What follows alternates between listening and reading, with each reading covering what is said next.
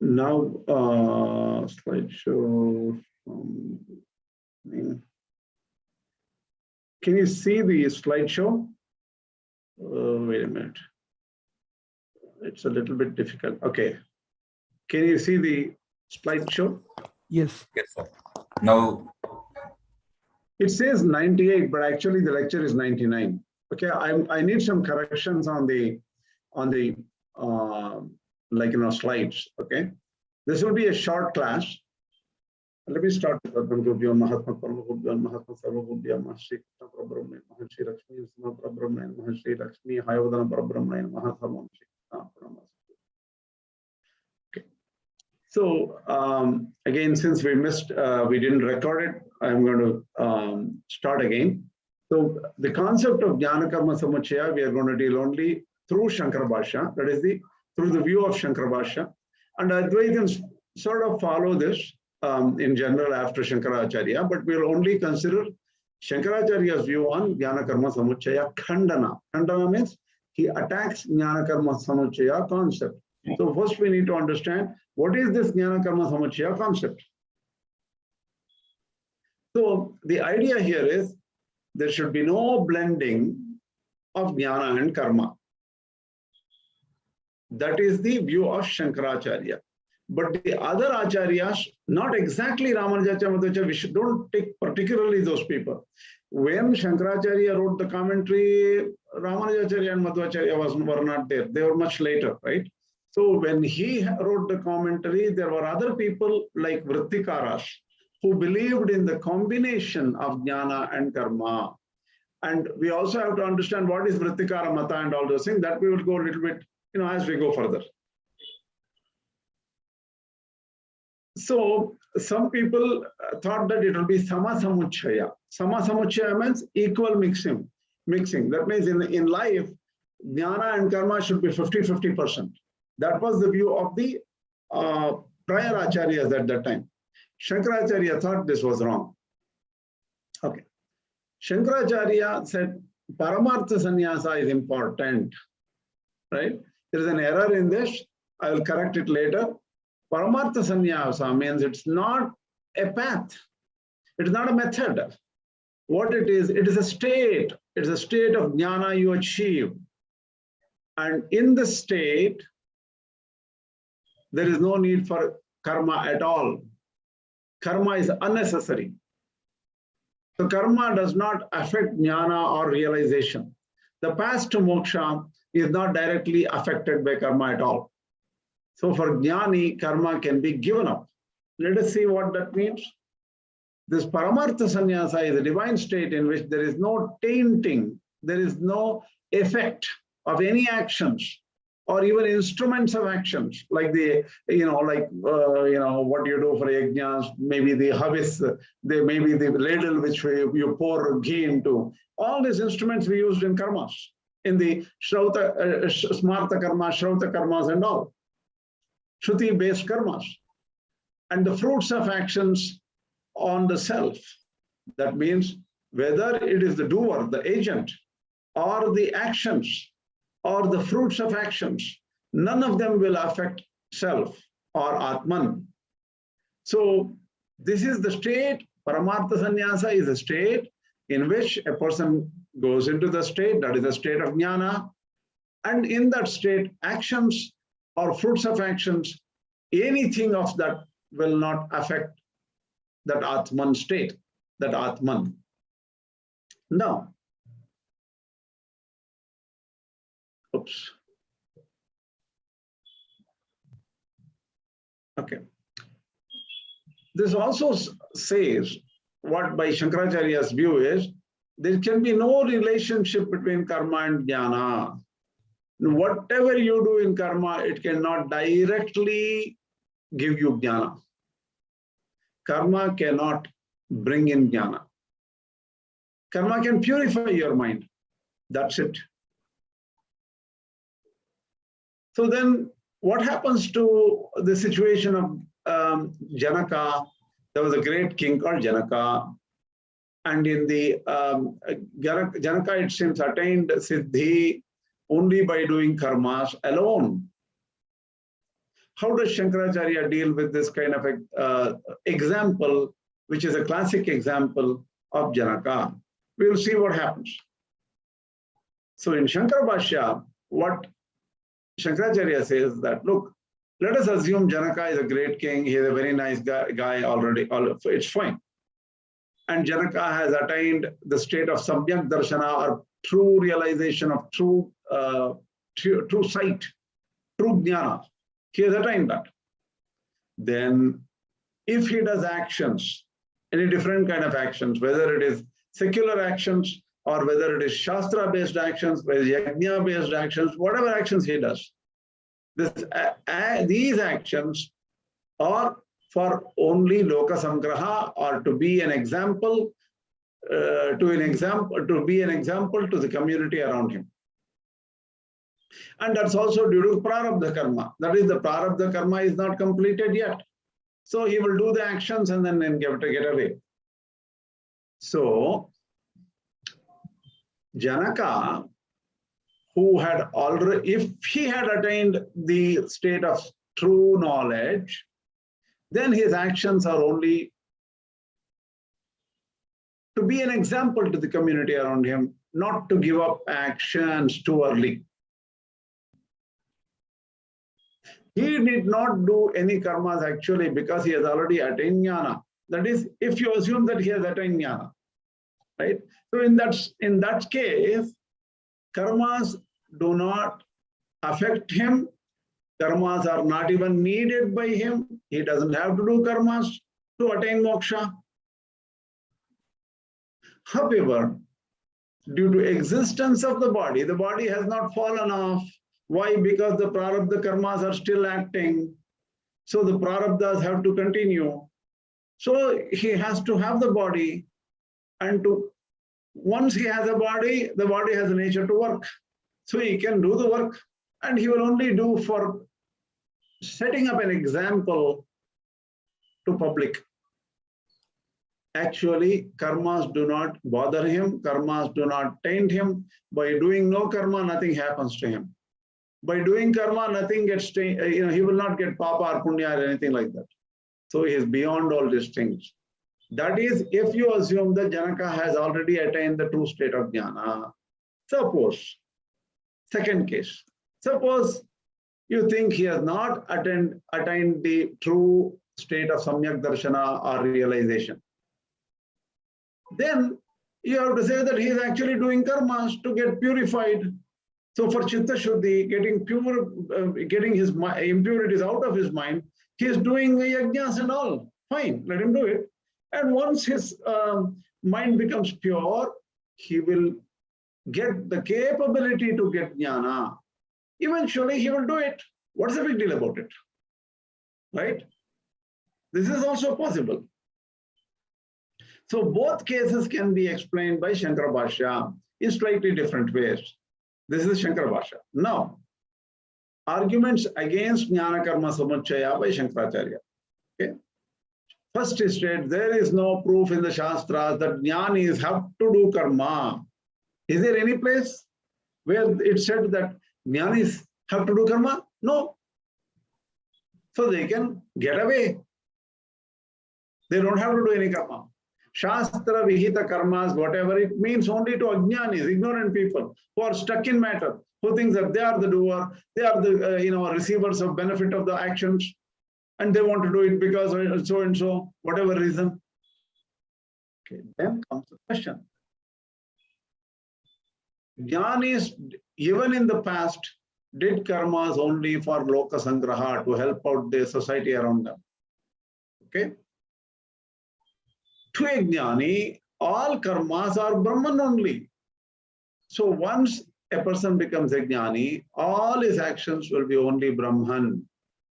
And everything he thinks, works, whatever he does, they're all Brahman only. You can refer to a Vedic hymn in the Taittiriya that starts with Tasyevam Vidusho Yajnasya Atma Yajamana Shraddha. You see that Vedic hymn and try to understand the meaning of it someday. You will see how a Jnāni lives. and all his actions are Brahma only. Here.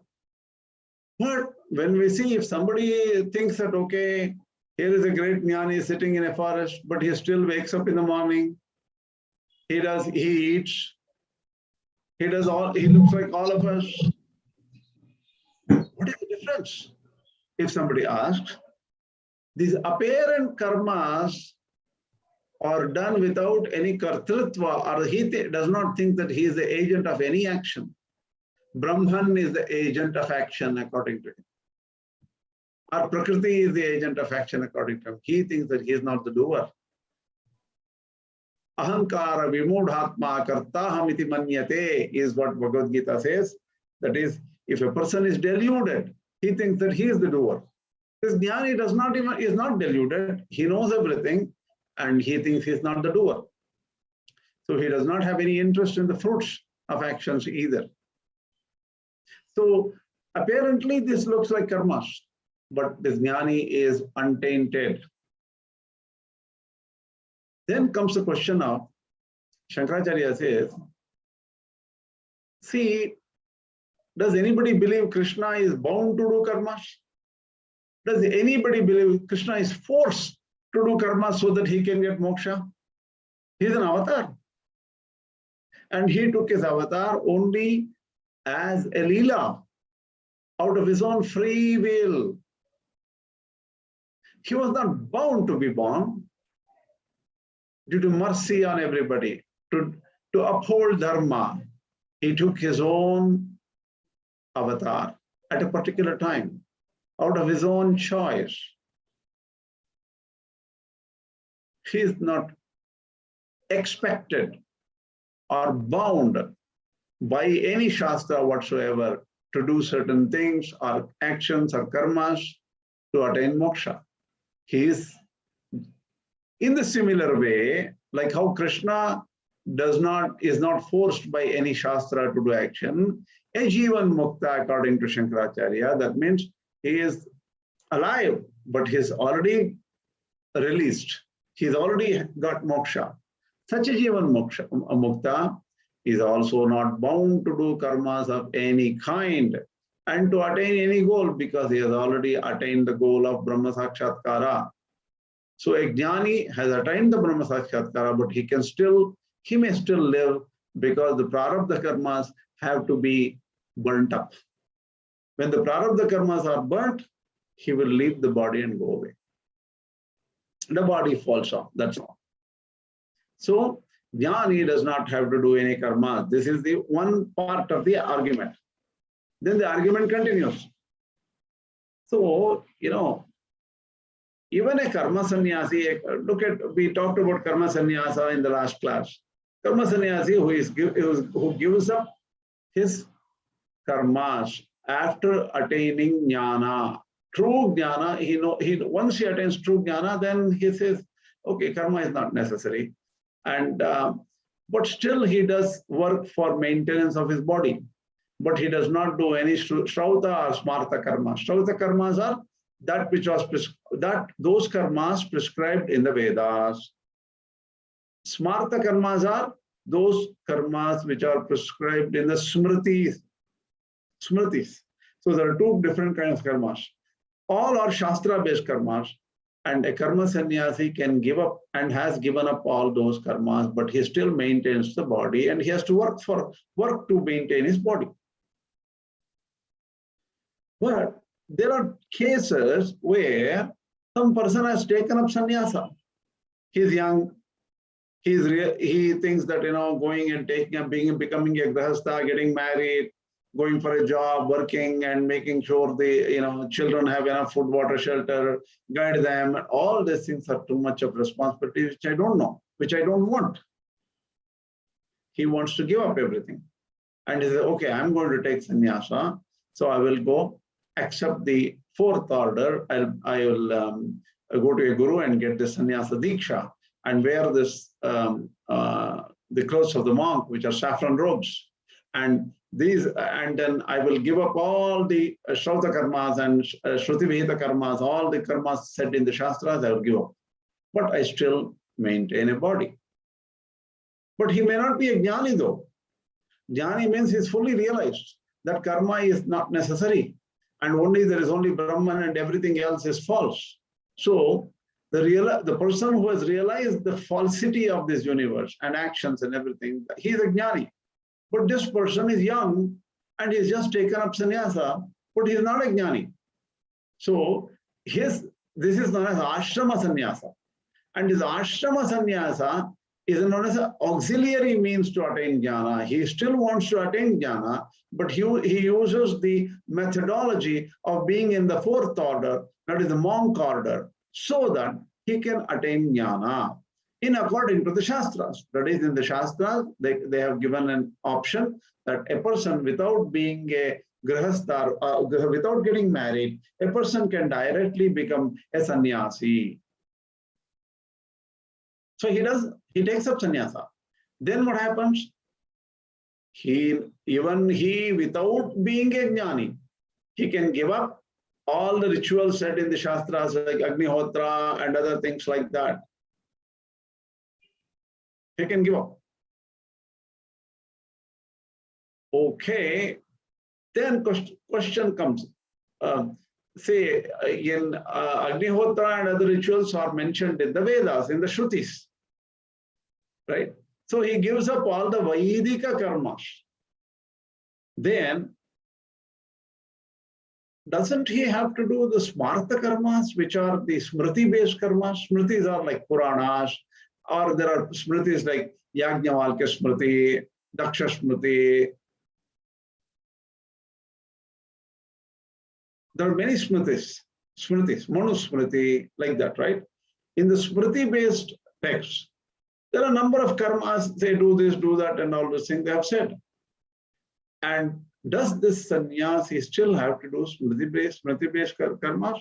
Since he is now given up all the Shruti or the Veda-based karmas, does he have to do it?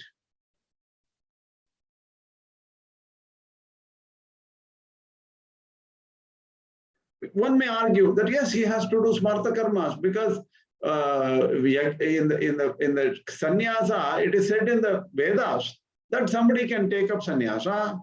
That means that he can give up all the actions, karmas prescribed in the Vedas. It didn't say that you have to give up all the Smriti-based karmas. Then he will be forced to do Smriti-based karmas to prepare himself for moksha. Shankaracharya says, what is the use of such a moksha ashrama? What is the use of that sannyasa ashrama? It is worse than even grihastha ashrama. Why is it? Why is that worse than grihastha ashrama? Question comes up.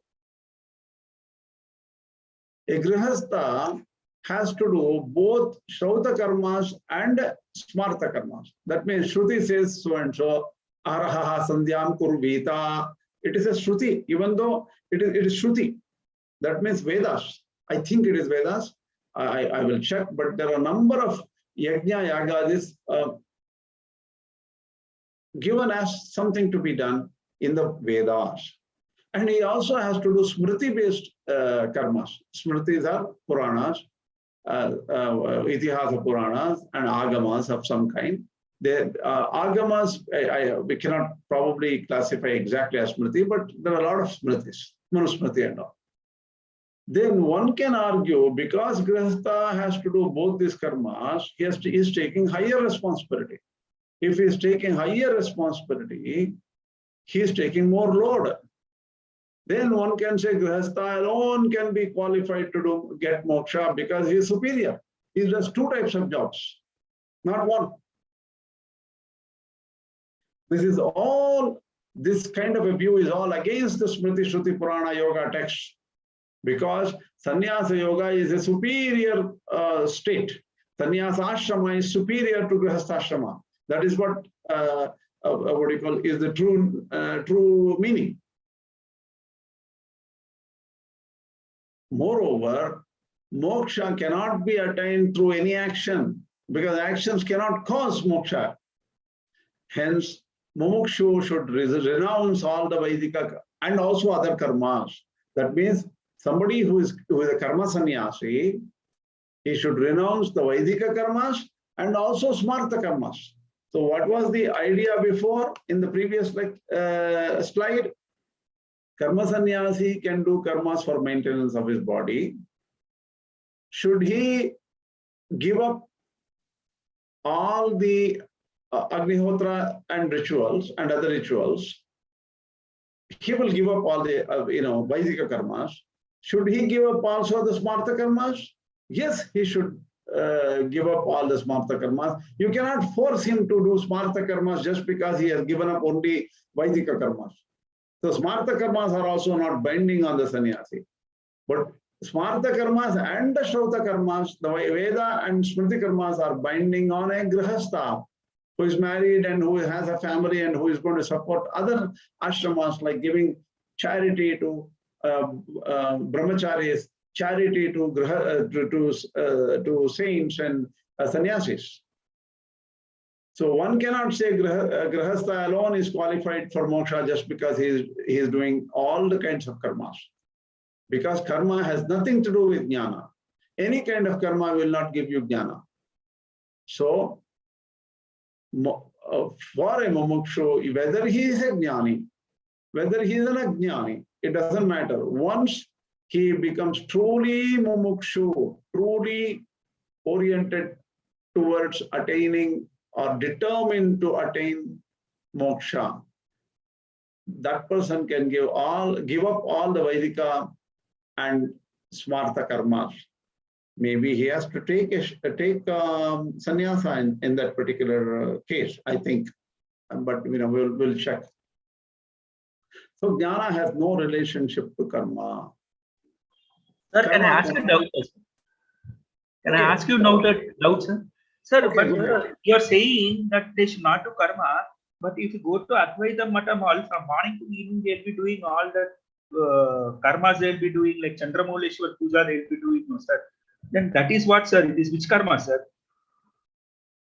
See, I told you, no, the Chandramouleshwara Puja and other things they do, they are not doing because they are bound to do it, but they are doing to set an example to the other people. That is what was discussed till now. See, suppose I will not name any person.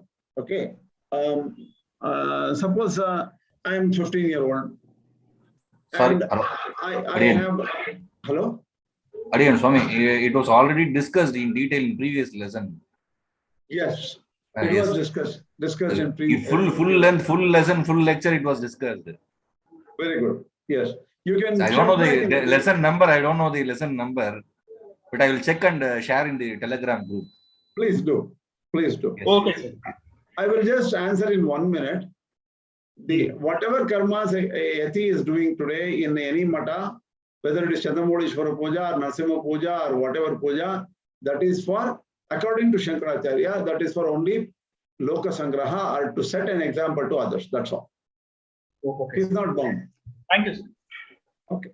Now, Krishna, go ahead, please. this Jnana Karma Samuchaya, it seems to be related to this state of self-realization. Then how is it different in case of Vishishtadvaita and Dvaita? How can it be different? Because even there, when Jnana comes, karmas do live, right? Even there. See, this is a very loaded question. The reason is both, we have to be very careful in clearly understanding what Ramanujacharya says and Madhvacharya says. If there are subtle differences between these two, why don't we do one thing? Why don't we take that up in the next few classes later when we are going through a summary of Ramanujabhashya, conceptual summary of Ramanujabhashya and conceptual summary of Madhvabhashya. Once we are done with it, then we will come back to this question as to what is the subtle difference between Shankarabhashya, Ramanujabhashya, and Madhvabhashya on the Jnana Karma Samuchaya. This is a very complex topic. And I don't want, even if I answer to you now, you will have more questions. I will again answer, you will have more questions. Then it will become a chain of question answers, and we might as well do it in the class, in the next 2 classes. Okay. So- Okay, Krishna. Okay, yeah. Yeah, Anything else? actually, in lecture 26, you had discussed about Jnana Samuchaya Vada according to Shankaracharya, Bhaskara Paksha, Yadava Paksha, Madhvacharya, and Ramanujar. Wow, I totally, I was trying to look for it today. As did I do this earlier or something? I had no idea. So maybe this becomes a repetition, but I'm doing it based on Gangoli's book. Gangoli is a person who wrote a book from the Sachidanandendra Saraswati Swamiji's book. He put it in English. He translated it into English. So I'm just representing their view at this point. So maybe there's a lot of repetition at this point. I'm sorry, I didn't even look at it. No, this is good. I think we are focusing on Shankarabhashya, but since I think Sureshji was talking about Ramanujar, how Ramanujar approaches this concept of Jnana Samuchaya. You had mentioned that there is this, Jnana causes moksha and karma is auxiliary. So there is Anga, Angi, Samuchaya Vada. Correct, yeah. According to Ramanuja. See, the thing is, as you rightly pointed out, that was a full-length lecture, right? Yes. So I didn't, in the question answer session, I didn't want to go into the full length, but I didn't even know where it was. And thank you for saying it's in the 26th. Okay. So you can check the 26th, and if you have any questions, again, raise it again, Sureshji, okay? And then whatever, see, what we'll do is right now, we'll only try to understand one view at a time. And then the comparison we'll do at the end. Yeah, If we because need to, but if it is connected with, if it's already done in lecture 26, that's a different question. If there are points to enhance, which I have not covered in lecture 26, that I will again do it. no, what I want to tell us, probably it makes a difference in the stage of sadhana, where this Jnana Karma Samuchaya, according to different views. But certainly, if it is related to the state of realization, all are looking the same, all are actually giving the same interpretation. See, why don't we do one thing? Let us think again. I will not, I will not corroborate, accept, deny, or comment on any of what you said right now. Okay. I want to be careful because I want to understand it thoroughly and say what exactly is the difference between these three acharyas, and then I will make a PowerPoint out of it or something, a couple of slides on it. Okay. Yeah, I have one more comment here. Sure. When you are speaking of the contemporaries of Adi Shankara, in fact, during that time, Sankhya had the same view, right, about the Purusha. He is also a Akarta over there. Prakriti does all the actions. Yes. Prakriti does all the actions, and Purusha is Akarta. Yes, definitely. So, yes. Even there, they are actually talking of Jnana Karma Samuchaya, not only at the state of release, but even in the state of bondage also. Maybe it's in this thing, Adhyasa, but Karma Jnana Samuchaya is there. Okay, see, the thing is, this is, we are getting into an area when we get Sankhya, that is Sankhya Karika people, that becomes very complex. The reason I tell you, their theory of bondage, their theory of moksha, and everything like that is Kaivalya. All those things are quite involved. It's not easy to compare it in this short lecture. We are going through only summary portions only, right? What we started from lecture 78, and we are now going through summary of Gita Bhashya, one Acharya, second Acharya, third Acharya. That's how we are trying to do at this point. So what you're mentioning about Sankhya view, it's going to be very hard to even open up now. Saying that, because then one will ask, what exactly is Sankhya view? Then we have to go through what the Sankhya Karika says. There is a Seshvara Sankhya and Nirishvara Sankhya. Why there are two different Sankhyas? It will become a very big thing. I cannot make summary points at this point regarding Sankhya. It's tough.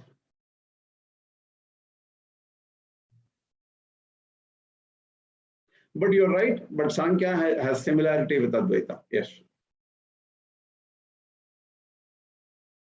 Okay. Hello? Yes, Krishna. Okay. Yes, yes. Now, Yes.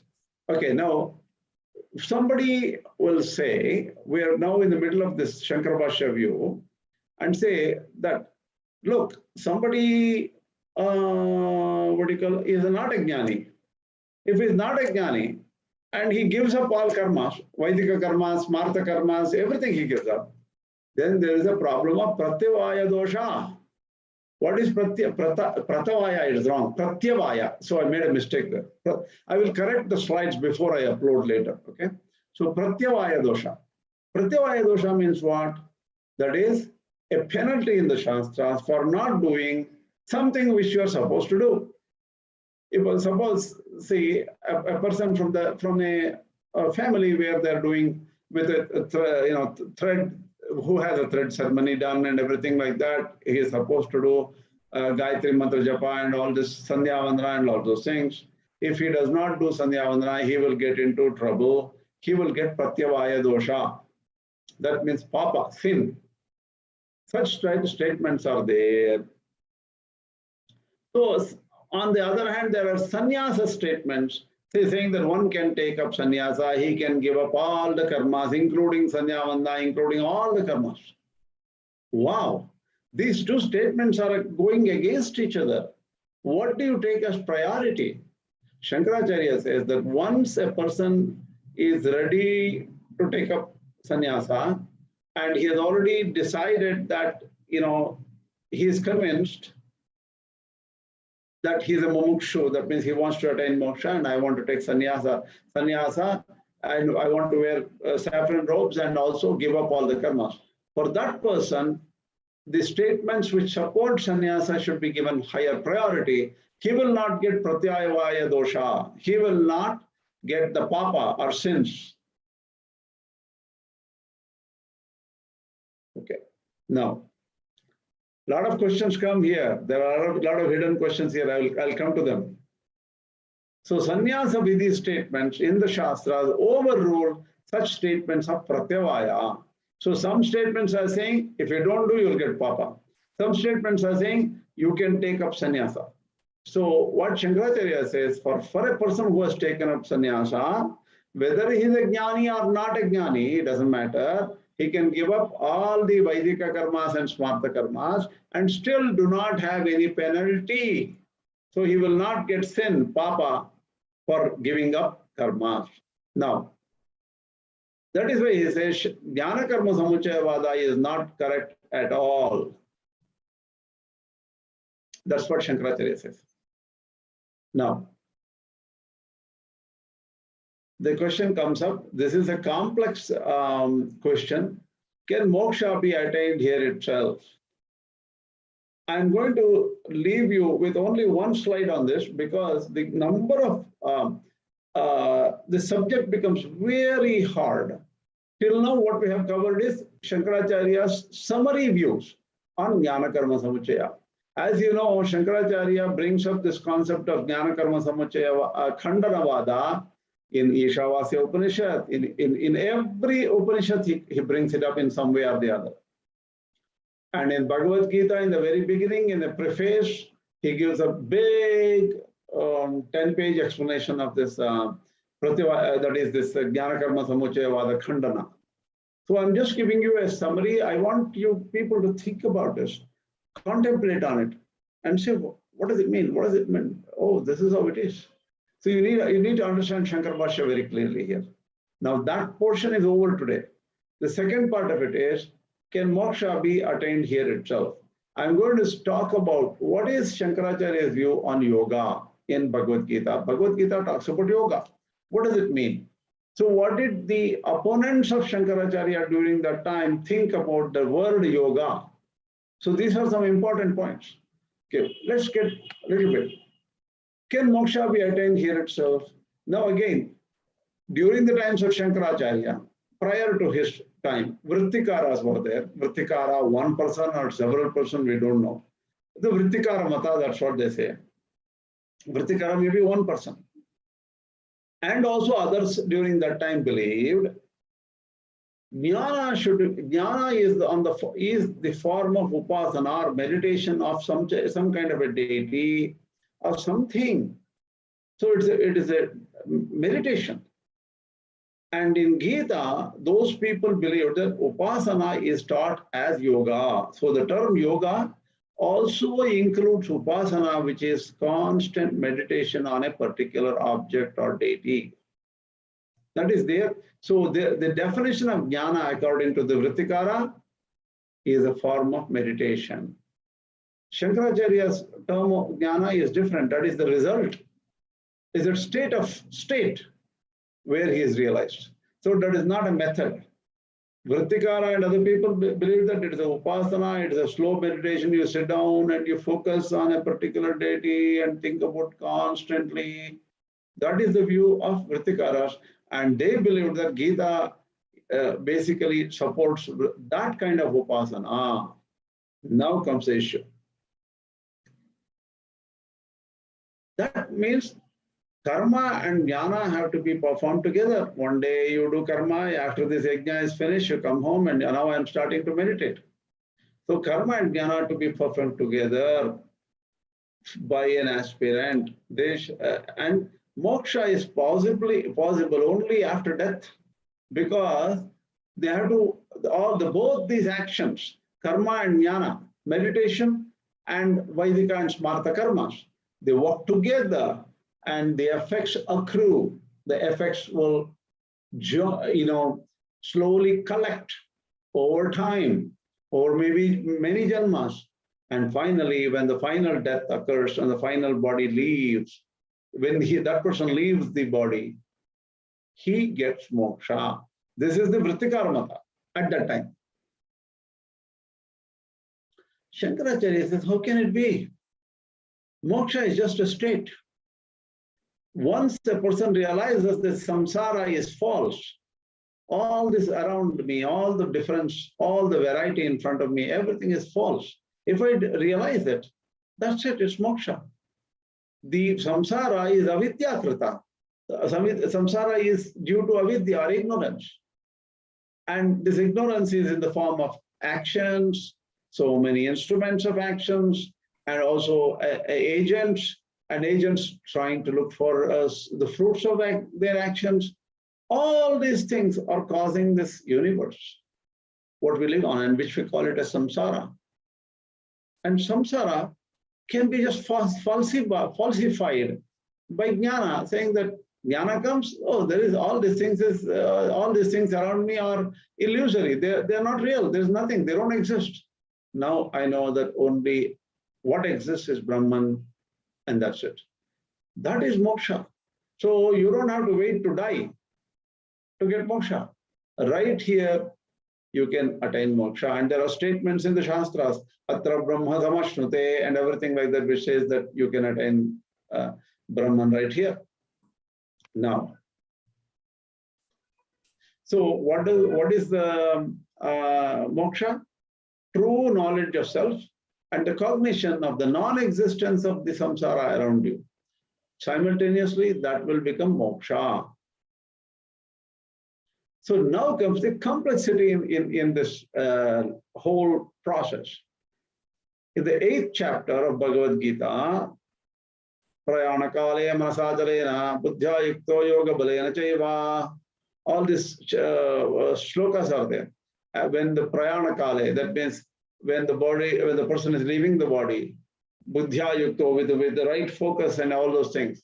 One, if he dies and he goes through Archirada Marga, Agnir Jyote Raha Shukaha Shanmasa Uttarayanam, all this Uttarayana Paksha or the Archiradi Marga is explained. And the person who goes through Archiradi Marga attains moksha. He will not come back to the cycle of births and deaths. That is said in the 8th chapter. So Shankaracharya says, what is this? The portions of Gita talk about moksha after death. And that is not the true moksha. That is not the right pradhana moksha. The pradhana moksha is understanding that the universe is unreal. And it occurs right here. That is his view. But here comes a problem, because Bhagavad Gita is not a in Kannada they say Kabbinada Kadale. That means if you give somebody, a poor man, and he is very hungry, and he wants to, you give him peanuts. And he's so happy and he starts eating peanuts. But suddenly you have added iron peanuts in between the real peanuts. What happens? He cannot chew. It becomes so hard. So the thing is what it is, Bhagavad Gita is very difficult to understand. So here and there, Lord Krishna has thrown all these difficult verses. So every Acharya has a problem understanding what is this. So in the 8th chapter, the Dehavasana Moksha, that is moksha after death, after leaving body, is a concept said very often. Even in the other chapters, they talk about the Dehavasana Moksha, that is after giving up the body or leaving the body kind of a thing. So Shankaracharya has to think about, has to express and explain this concept properly, because he thinks that the Pradhana Moksha is attained by just realizing that the universe is false. How do you reconcile this? That will be taken up in the next class. And because I have to do a lot of study on that, I have to look at 8th chapter's view of Shankaracharya, and he talks about Prashnopanishad, where Prashnopanishad has a similar, different kind of a view on moksha. So let us try to take some break.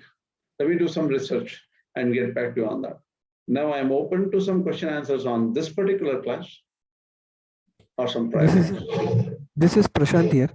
So one query on Dehavasana Moksha. So here Dehavasana, does it mean only the death of the gross body, or all the bodies, the gross, subtle, and the Karana Shariras? See, the thing is, that's a good question. See, what happens is, if a person, all acharyas generally accept, and even Shankaracharya accepts this. Shankaracharya says there is the gati of the jiva. Gati means the path of the jiva is different. There is one set of path where the mosquitoes or this kind of insects, they die, and then a few days later they will go into another body of some other being. Okay, that is possible in the lower level jantus. Then there is known as the Pitriyana.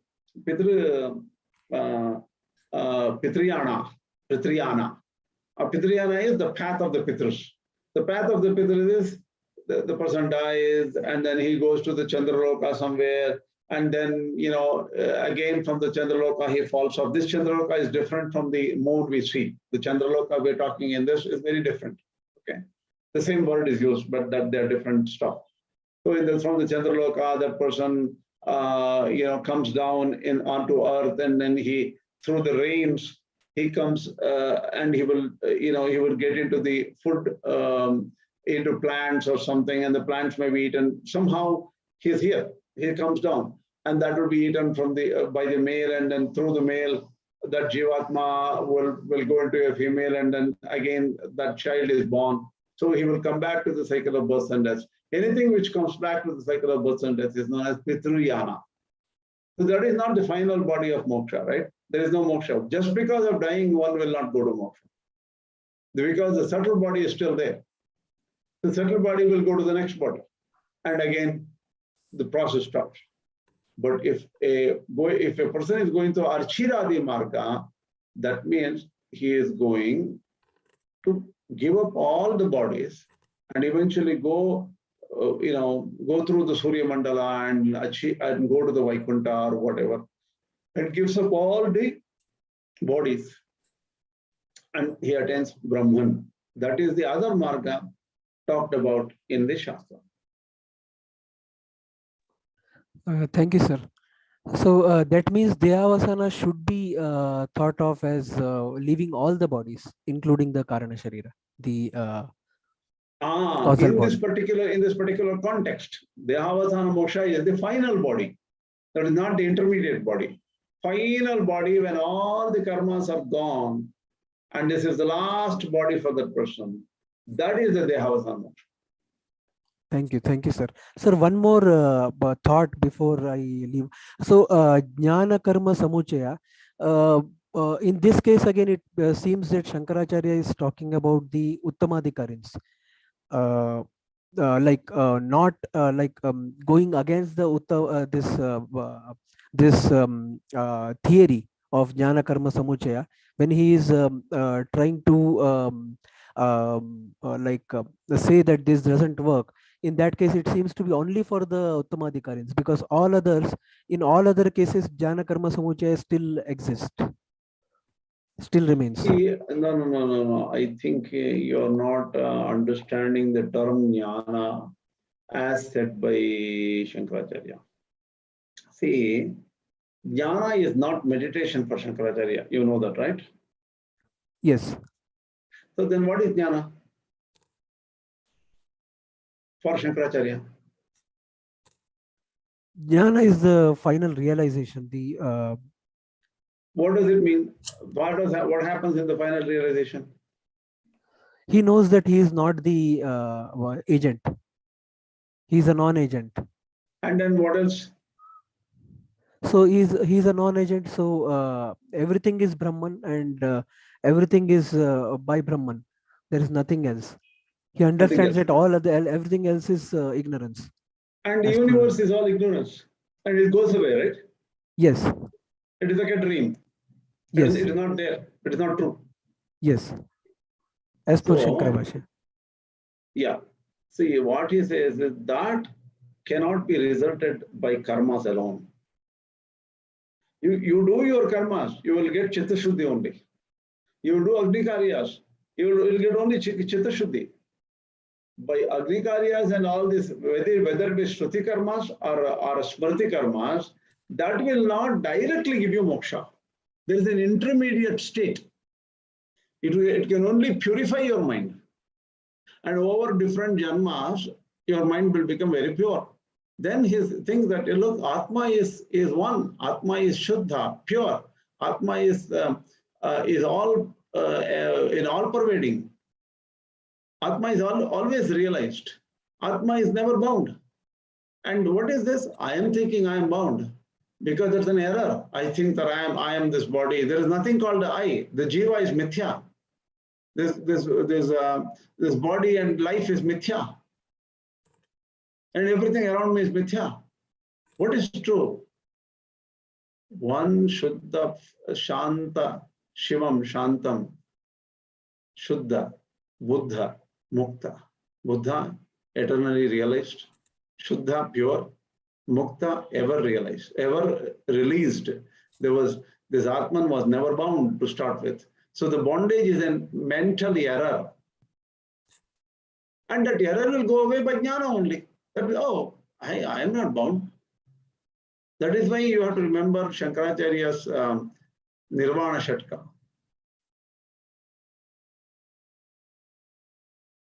Thank you, sir. I was taking it from I think from a wrong perspective. Okay, no. See, the words are very difficult, and then the views of acharyas have to be understood in the same intent they have delivered their bhashyas. Thank you, sir. Okay. Even Krishna, just a comment on the current discussion. Even that state of Jnana in Advaita, even a Jnani actually will just he cannot even tell Aham Brahmasmi, right? He just becomes I don't know how to put it in words, because there is no speaking also. There is no seeking. Yeah, he cannot say I am Brahmasmi. That is not the final state of I am Brahmasmi. Is very close to Brahman realization. It becomes very close because there's still the element of I there, and that I falls away. Then he merges, and there is you cannot even say merger in a way where it's difficult to explain. Yeah, it's very difficult to explain that. Yeah, it is there already. So the thing is, the error will go away. That's all. The error of action, I am acting, there is universe, I am bound to do this, I have relatives.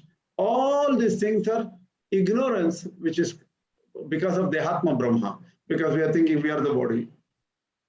But for the real Atman, there is nothing.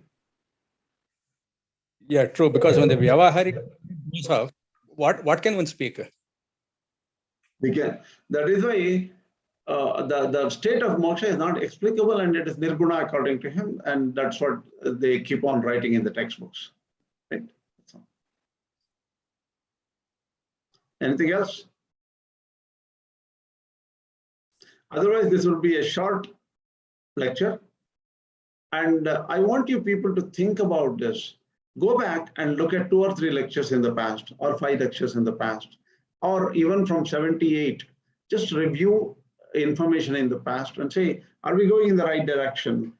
Do you have any value out of all these things? Give me some feedback right down in the Bhagavad Gita channel. Whatever, if you have questions, comments, don't be afraid if there are bad comments. Do it. You will not believe it. I was teaching in the Hindu University of America. I was teaching. I was just finishing up Advaita. I just finished Advaita and started Dvaita. Half of the Dvaita lecture I was trying to give it to him. One person gave a very honest feedback. Very honest feedback. It's very powerful. I'm going to publish the feedback in the Bhagavad Gita channel. I want you to think about this. He is very upset with everything. Okay, he doesn't like any system. That's a different question. But look at his feedback. Okay, I'll send that to you. Read it. And because why am I saying it is, one thing I really like about that person is he's not afraid to give me any kind of feedback. He's not afraid to state anything which comes to his mind. He's honest, sincere when he says that. And his statements are very powerful. I want you to think and give me those kind of feedback, because I want people to be honest with me. They have to be honest with themselves in their lives and tell me what they feel. Okay, let's do that. Prashant here. Just I would give a direct feedback over here. Though it seems some of the things could be repeated, but these are very powerful points and need to be discussed again and again. Because even for me, I come from a Advaita background, but then many of the concepts are very, very confusing to me till now. And because within Advaita, as you said, there are a lot of confusions between different matas and different theories and opinions emerge from different perspectives. So I believe these lectures are very important. But the thing is, even if you may be of any community within Advaita, you may be a Havyaka person, you may be any community in Advaita, but this Jnana Karma Samuchaya, I think it's common across all the Advaita matas. That is, Shankaracharya's view on the Jnana Karma Samuchaya is common, whether you want to go to Puri Matha, whether you want to go to any Matha of Shankaracharya today, Shankari Matha, Puri Matha, or Swarnavali Matha, any Matha, it doesn't matter, but this particular view of Jnana Karma Samuchaya Khandana is common. That's what my understanding is.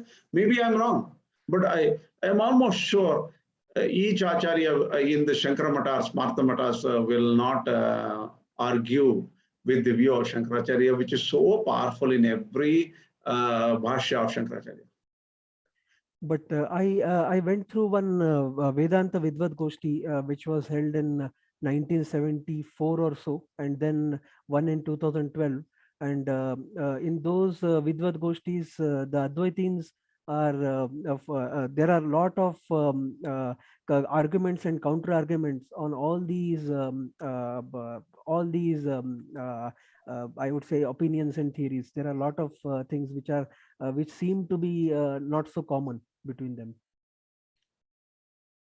Between different sects of Advaita? Not sects of Advaita, but different scholars of Advaita. Amongst the scholars of Advaita, there seem to be lot of confusions. But this is very fundamental. What I'm telling you is Jnana Karma Samuchaya Vada is so fundamental in Shankarabhashya, in every Bhashya of his, whether you take his Brahma Sutra Bhashya or Upanishad Bhashya or anything, this Jnana Karma Samuchaya is the central thought of Shankaracharya. You can't have confusion here. Advaita Matas or Pandits cannot have confusion here. But when we come to this Dehavasana Moksha, this Jivanmuktas and the Jivanmuktas and the Videha Mukti. In that, there seems to be a lot of confusion, which was that is a different question. Videha Mukti and Jivanmukti is very complicated. That is why I stopped the lecture today. The moment the concept we are now looking at is 8th chapter. See, even in my class right now, we are going to Shankarabhashya and conceptual view of Shankarabhashya. Slowly, we are going from 2nd chapter to 8th chapter now. We'll then cover the Bhakti Yoga in the next 1 or 2. What is the concept of Bhakti? What is the concept of Jnana? See, now it is all conceptual view of Shankaracharya, right? Yes, yes. See, why am I doing this is I'm still remember how many people said that we are all confused about the Shankarabhashya, Ramanujavashya, Madhubhashya about 3 months ago, right? 5 months ago or something. And that is why I'm clearly explaining to you Shankarabhashya concepts. Today, tomorrow, if you have a problem, say 10 classes down the line, 20 classes down the line, you have a problem, then you can refer back to the summary lectures and get all the concepts cleaned up, right? Yes, yes. And that is why.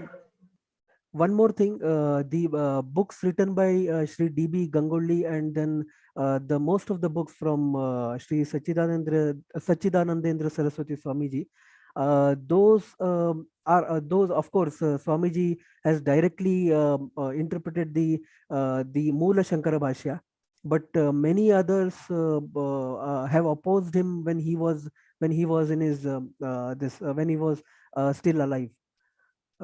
In those Vidvad Goshtis. See, the opposition of others is not regarding to the Jnana Karma Samuchaya.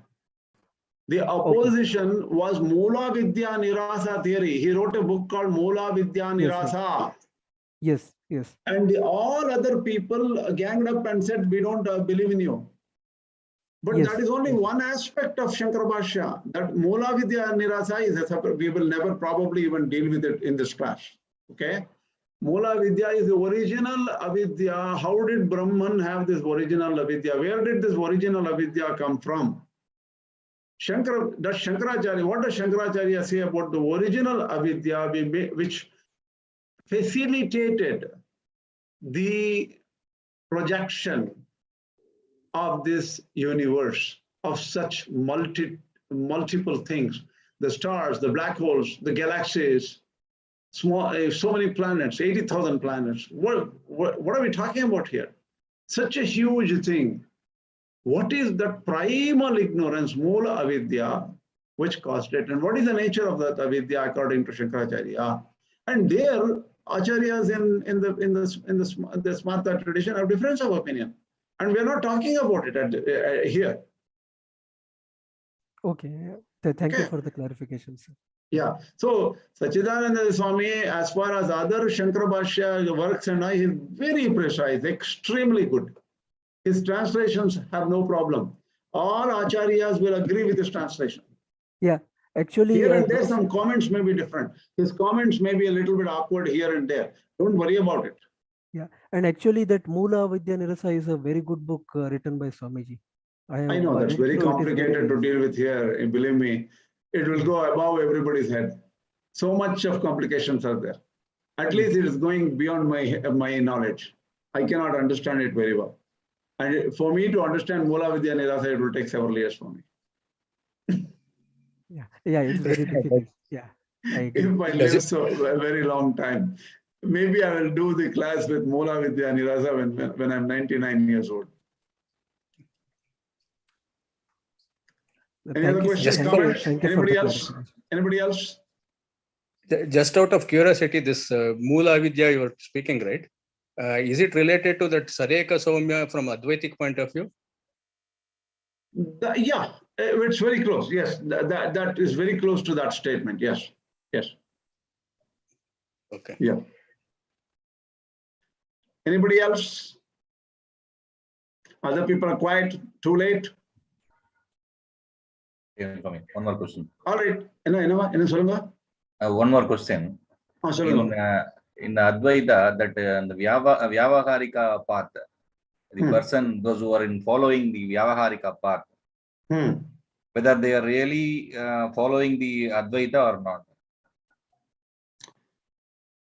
What do you mean Vyavaharika path? Anybody who is not fully realized have to be in this Vyavaharika world and he has to act in this universe, right? Yes, whether they are doing all, they are also doing all karmas. They are doing karmas, yes. Is it against the Advaita philosophy? Oh, good question. That means everybody is working and they're doing yajna, yagadi, sanyavana, everything like that, and going to temples, going to work and everything like that, right?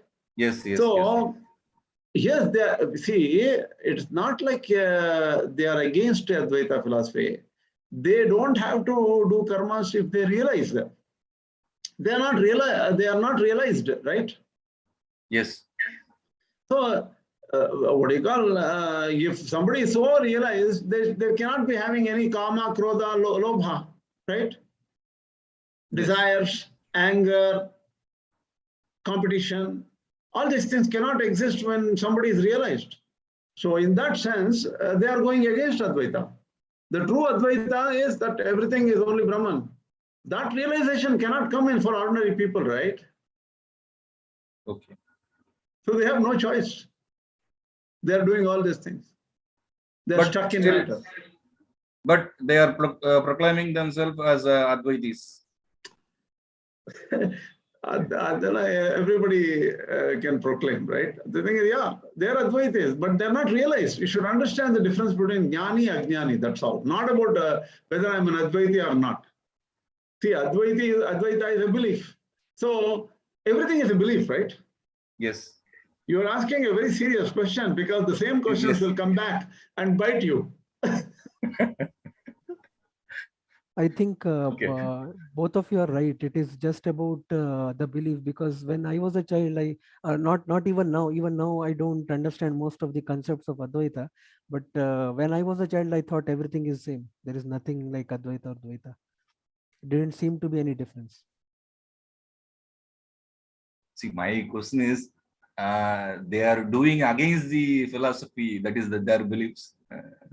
See, no, you got to understand, it is not, see, Advaita is very clear saying that if you are realized, then you don't think that you are the agent. But if you are not realized, what happens? You think that you are the agent. I'm supposed to do this. I'm a father. I'm a child. I'm a friend. I'm a citizen of this country. I have to do all. Then the karmas related to society, the karmas related to family, the karmas related to the spiritual inquiry, karmas related to yajna, yagadis, and all those things, pitrakaryas, everything will accrue. Then the person may believe, finally, I believe in Advaita, but I'm not there yet. So Shankaracharya says, that is the beauty about Shankarabhashya. Tadanuguna karma anushtiyatam. It's Vedo nitya madhiyatam. Tadanuguna karma swanushtiyatam. Right? In the Viveka Chudamani, Shankaracharya says, why the Vedas, Nitya Vedas have to be studied every day. And the karmas given in the Vedas should be performed. To whom? For an ordinary person who is ignorant, who thinks that he is the agent. So that is the common rule. Only a person who is a mumukshu, who is completely determined about his life path, that I have to only go attain jnana, they can become a sannyasi. Whether they have jnana or not, they will become a sannyasi and give up all the karmas, agnihotra and all this public karmas and everything like that. And they just maintain their body with food, water, shelter a little bit, without practicing the idea of all the, the conducive practices we talked about in the last lecture. What is that? 13th chapter of Bhagavad Gita, that are Atma Gunas, to develop Atma Gunas. Adhyatma Jnana Nityatvam, Amanitvam Madambitvam. Exactly. Amanitvam Madambitvam Ahimsa Kshanti Arjavam Acharya Upasanam Shaucham Kshaurya Atma Vinigraha. All these things we talked about in the 13th chapter, in the last 1 or 2 classes. They have to follow. eventually they will become okay. They don't have to do anything. And for one more thing we can add here is, it is not against Advaita also, because it will help in Chitta Shuddhi. Yeah, In the Vyavahara. it is not against, exactly, it is not against Advaita. That's a good point. All these karmas are good because that will help you in Chitta Shuddhi, purification of mind. Bhakti is helpful. Going to temples, praying to deities, they are helpful because that will give you Chitta Shuddhi. So this Advaita is the final. After all these things, don't think that Advaita will come right away. And does that also mean that till the final jnana, it is always the sadhana orientation, the Dvaita Of orientation? course, in that sense, there is no difference between Advaita and Vishtadvaita and other things in that, because everybody believes in sadhana, right? Yes, yes. The only That difference is where- seems to be in the goal. That is where the commonality is. Yes, yes. So in that sense, these acharyas are not different. We're coming back to what we originally wanted to plan to do, samanvaya. At samanvaya, a reconciliation between these three schools, we will do it after like 10-15 lectures, maybe 20 lectures from now. I have to summarize Shankar. What did we do? We picked up initially the summary of Shankarabhashya now, and then we'll go to Ramanujabhashya and Madhubhashya. Did we do this way? I forgot how we did it from lecture 78. Earlier we took Ramanujabhashya, Ramanujacharya's. We have summarized Ramanujabhashya already, right? Yes, yes. Okay, Ramanujabhashya summary is finished. Now it is Shankarabhashya, and now we will take up Madhubhashya. Finally, we will do reconciliation. During this time, we may even talk about what is Jnana Karma Samuchaya in Ramanujabhashya, Madhubhashya, and Shankarabhashya. We will summarize it one day. Sureshji, your question is very important. I don't have the clarity of mind to tell you in simple words what the difference is at this point. We will think about it again. And as Imaji said, lecture 26 would be nice to go through. A good thing to take a look at. I will also listen to the lecture because I have a very short memory. Everything will vaporize. When I prepare, it's all ready. After that, I don't know many things. It just goes away. Krishna Okay. ji, Yeah, go ahead, Sudarshan. I just sent a thing about Uparama in the group chat for the question about how can one still be called an Advaiti if they're like still doing things. That's just an explanation from the Tattva Bodha, which was written by Shankaracharya. That might be useful. Very good. I will take a look at it. Yeah. It's just a small piece that I sent. So then that will say, like, these are the things that you have to be doing. And of course, like, it talks from the very beginning in a question answer format. It's a very easy read if you start from the start to end. But then this is just a small piece why you can still be a Advaiti. Exactly. See, the thing is, they support Veda Dhyana and Vaidhika Karma so much. In fact, they do more of Vaidhika Karmas and Veda Dhyana than other Shiva Vaishnavas or Madhvas. So, what do you call? So that is all sadhana, part of sadhana. So in sadhana, Veda is accepted. So we should not mistake Shankarabhashya. Oh, Shankarabhashya said everything is illusory and only one. What is this? When did Shankaracharya say that? That is at the final moksha. After Bahunam, Jnanamante, Jnanamanman, Prabhatate, after millions of births. If you can become Shuka Maharshi, then that is a different thing, right? So people are mistaking by words many things. They don't understand the depth of the philosophers. Even about, like, I heard, I forgot the gentleman who was talking about, even for somebody who, like Sukha Brahman, he is supposedly quiet all the time. And then,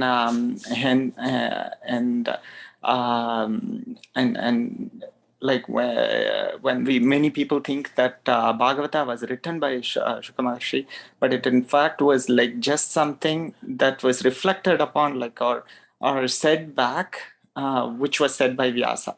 And so it's this, that when you get to that level, you're not going to say anything. But when we say something to them, it just comes back to us in a different light, is what how he explained. Yeah. Definitely. The Bhagavata is a very good example you mentioned, because initially Shuka Maharshi learned Bhagavatam from Vyasa himself. Yeah. But it seems that he was going around, wandering around all over the place, and in that Naimisharanya, the Suta and other Maharshis were sitting. And then the strange event happened when this Parikshit Maharaj was cursed that he will live only for 7 days. And that's it. Then suddenly Parikshit turned so much inward and said, look, can I find moksha within this 7 days? Can I find the answer to, can I find the final goal? How do I live my life for the next 7 days? It occurred to him. Then by a strange chance, Shuka Maharshi came there, and his great acharyas, even older rishis, they were all sitting there, and they asked Shuka Maharshi to talk about it. And Shuka Maharshi says that is the Bhagavata, right? Bhagavata is one of the best granthas you can read. Yeah, he said, like, from a tattva perspective, because he said exactly word by word what Vyasa said, like what a parrot would do. When you say a word, it says back. Yes. Yeah. We draw a parrot head for Shuka because he said exactly the same thing. And he doesn't walk around with a parrot head, like in reality, but like it is to depict what he did. It is to depict his, yeah, that is very true. And you have to read this. This verse is very difficult. Atma Rama hi munayo. There's the verse in Bhagavata, and I just have to Google and figure out exactly. Nirgranha apyur, kurvantya haitikim bhaktim. It says that, something like that. Itham bhuta guno harihi. That is the verse. I don't remember the exact verse now. That's a wonderful verse. Atma Rama hi munayaha. They're completely in the state of Atma Jnana, but still they get so attracted by the gunas of Hari. They want to experience the gunas of Hari, and that is the whole of Bhagavatam. That is the life of so many Bhagavatas. That is the life of so many devotees. And let's not get into Bhagavatam. That becomes a huge thing. It's 1 hour, 10 minutes. I need to rush. Okay, we have to stop, unfortunately. Not too much time for me. Shri